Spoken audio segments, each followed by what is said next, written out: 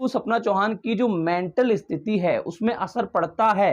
आप किसी को मेंटली टॉर्चर कर रहे हो। वीडियो को लेके जो लोग मुझे कमेंट्स कर रहे हैं, मैंने आज तक कभी भी खेसारी जी के बारे में या किसी के बारे में कुछ बोला नहीं है, लेकिन ये जो न्यूज़ चल रही है इसका पता मैं लगाऊंगी। और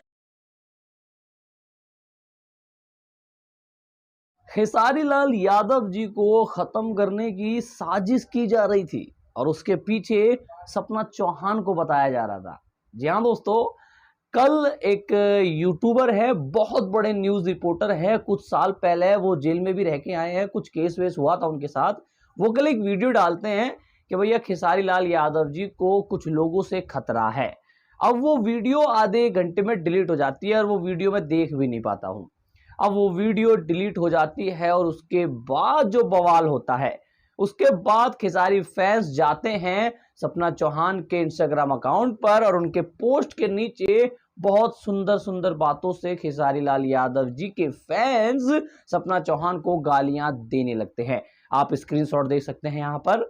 और इन तरह की गालियों से और गाली देते वक्त सपना चौहान को टैग भी कर रहे हैं। सोच लो।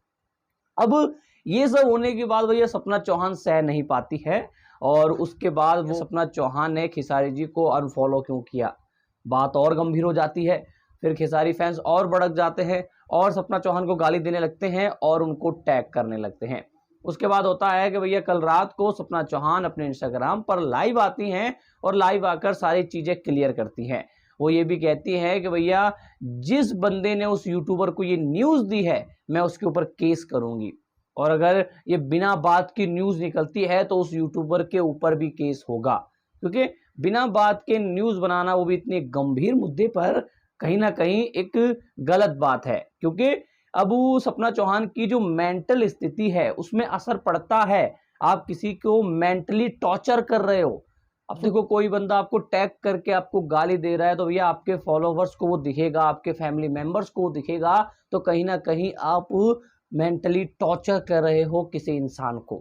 खैर, इन सब बातों के बाद सपना चौहान ने ये कंफर्म कर दिया कि भैया उनका किसी से कोई लेना देना नहीं है। खेसारी लाल यादव जी के साथ उन्होंने काम किया है, उनका नाम हुआ है, बस अब वो हर एक कलाकार के साथ काम करती है, नाम करती है, दैट्स इट, खत्म। लेकिन खेसारी लाल यादव जी को सपना चौहान से खतरा है ऐसा बताने वाले उन यूट्यूबर को लिए मैं यही कहना चाहूंगा कि प्लीज पहले सारी खबरें जान लिया करो, टटोल लिया करो, उसके बाद वीडियोस बनाया करो, क्योंकि आपके वीडियोस किसी को मेंटली टॉर्चर कर सकते हैं। खैर, आप लोग क्या सोचते हैं इस चीज के बारे में कमेंट करके अवश्य बताएं। इस वीडियो पे इतना ही।